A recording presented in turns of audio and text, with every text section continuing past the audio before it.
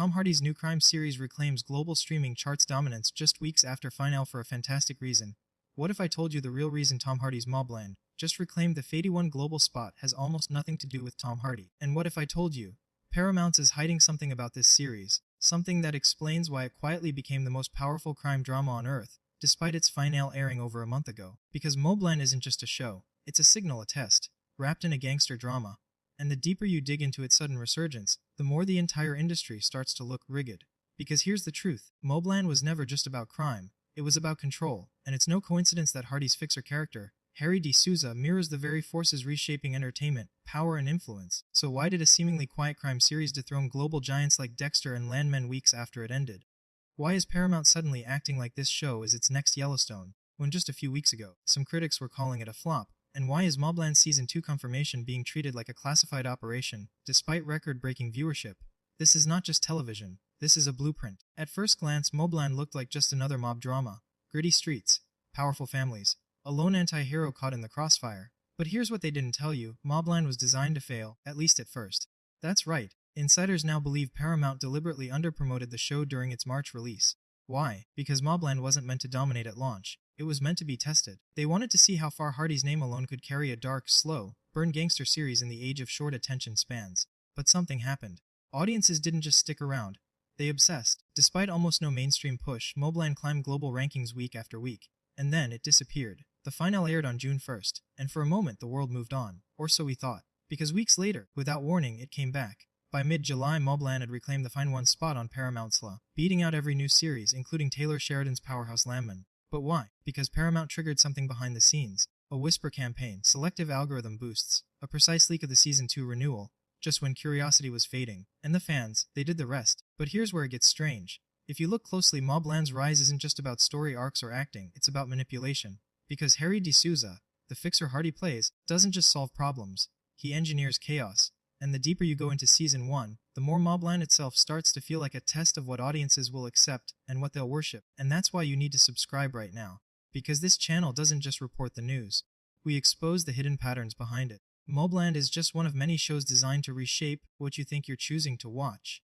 And in a moment, we'll reveal what this means for the future of every streaming platform on Earth. What if MobLand's return to the top spot wasn't a victory but a warning?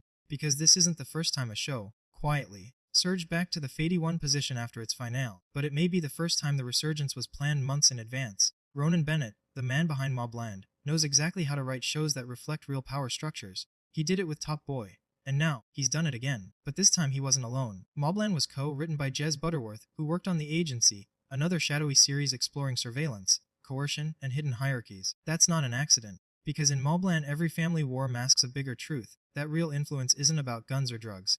It's about controlling perception. Harry D'Souza doesn't kill problems. He buries them beneath loyalty, fear, and silence. And here's the twist nobody's talking about. MobLand's structure is modeled after real-life criminal empires. Each character corresponds to a real archetype in elite power circles, the Harringtons, a stand-in for hereditary dynasties, the rival family, a metaphor for destabilizing democratic forces. Even Harry himself, a hybrid of fixer, asset, and insider, a symbolic operator working beneath the system, not against it. MobLand didn't get better with each episode because of writing polish. It got better because viewers were trained to accept more darkness. Each episode subtly upped the stakes, normalized betrayal, and blurred the line between law and criminality. And by episode 10, you weren't rooting for justice, you were rooting for control. Now here's the forbidden knowledge. MobLand is being groomed to become Paramount's flagship ideology delivery system. Not just a hit, not just entertainment, but a message, hidden in storylines waiting to reshape your moral compass. That's why it's back at Phase 1, because you made it rise again. And now Season 2 will go even deeper. But the real question is, how deep are you willing to go? Because in the second half of this video, we'll expose the 6 coded secrets hidden in MobLand's season finale, why Tom Hardy's role was nearly recast mid-season, and what stopped it, how MobLand connects to real government influence operations, and the chilling theory that MobLand isn't fiction at all, but a warning disguised as entertainment. Are you ready to see what they really don't want you to know? Then keep watching, because everything you thought about MobLand is about to change. MobLand is a trapdoor, and the deeper you fall the more you realize, it was never about Harry D'Souza. It was always about you. Let's break open what they didn't want viewers to decode. The character of Harry is a con within a con. At first glance he's a standard underworld fixer, streetwise hardened, always one step ahead. But in episode 6, something shifts. He stops solving problems, and starts orchestrating them. There's a moment, almost too quick to notice, When he lets a shipment go through without checking the seal. That 1 second triggers a gang war 3 episodes later. Coincidence? Hardly. This was Harry turning from pawn to player, but more importantly, it's the show telling us, even the ones who look like problem solvers might actually be engineering the chaos for profit. There was a deleted moment from episode 9, confirmed by crew leaks, that was removed after final edits were locked. Why? Because it revealed too much. The scene showed Helen Mirren's character meeting an unnamed man in a black sedan, whispering about pushing it to Phase 2. Phase 2? Of what? Theories point to MobLand's next season exposing global syndicates tied to offshore finance, political blackmail, and destabilization plots. But that's not even the scariest part. The scene was pulled just 1 day before the episode went live. Someone didn't want it seen. Which means, it wasn't just story. There's a room, shown only once, in the finale's final 3 minutes. It's soundproof, windowless, lined with analog recorders, no phones, no screens, just paper, whispers, and cash. MobLand never names this place, but real-world investigators call it the offshore room, a type of meeting space used by actual financial crime syndicates, especially in Malta, Luxembourg, and the Caribbean. A perfect replica appearing in a scripted drama. It's not just good set design, it's intentional revelation. Halfway through production, an anonymous whistleblower from the set posted something strange. Tom Hardy hasn't shot a scene since week 8. Watch closely. That's not him anymore. Sounds insane, right? But compare early scenes to episodes 9 and 10. His movements are slower. His speech is clipped. Eye contact shifts. Some believe Hardy stepped away due to creative differences, and a lookalike stand-in completed most of the final 2 episodes, dubbed over in post. Why cover it up? Because MobLand isn't allowed to show weakness. It's built on illusion, and illusion must hold. MobLand Season 2 has no official subtitle publicly, but internally, documents leaked from Paramount list the working title as MobLand Black Network. This phrase isn't fiction. In classified intelligence circles, a black network refers to an autonomous power structure operating beneath governments, often involving compromised officials, private contractors, and global financiers. If true, Season 2 won't just explore gang rivalries. It'll reveal how governments are bought, not elected, and that means MobLand is stepping into extremely dangerous territory. MobLand was greenlit by Paramount Plus, but here's the twist. A deep dive into shareholder data shows a shadow investor, Sarite Holdings.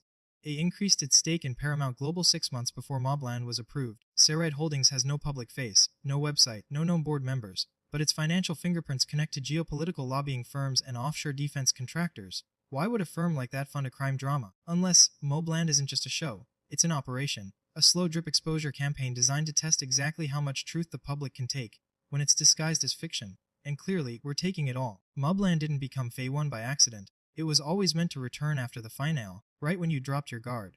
Because now, they've got your attention. Still think this is just about a gangster series. MobLand is the new prototype. It's Top Boy with elite strings. It's Narcos with real-world precision. It's fiction, wearing the mask of prophecy. In a world of noisy content, MobLand found success by whispering truth through crime drama.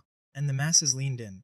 Because here's the terrifying beauty of MobLand. It taught you to cheer for corruption, without ever noticing you changed. Each week, a little more brutality became normal, each betrayal, more forgivable, until finally, you rooted for the man who orchestrated it all. Harry D'Souza is no hero, he's a mirror. MobLand Season 2 is now officially in production, but what they won't say publicly is that several episodes are reportedly being written with input from actual former intelligence operatives. Why? Because the line between crime fiction and geopolitical influence is disappearing, and MobLand isn't just ahead of the curve, it is the curve. We are witnessing the birth of prestige propaganda.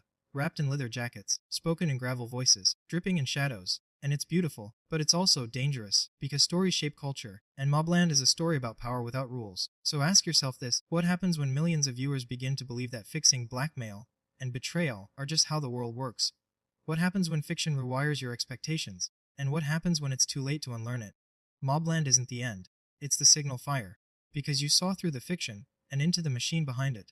But this is only the beginning. There are more shows like MobLand already being written, more blueprints, more tests, more masks, and if you want to see through them first, stay with us. Because next time, we're pulling back the curtain on Dexter, Original Sin, and the disturbing government ties buried in its storyline that no one wants you to notice. They think you won't connect the dots. But you just did. Welcome to the other side.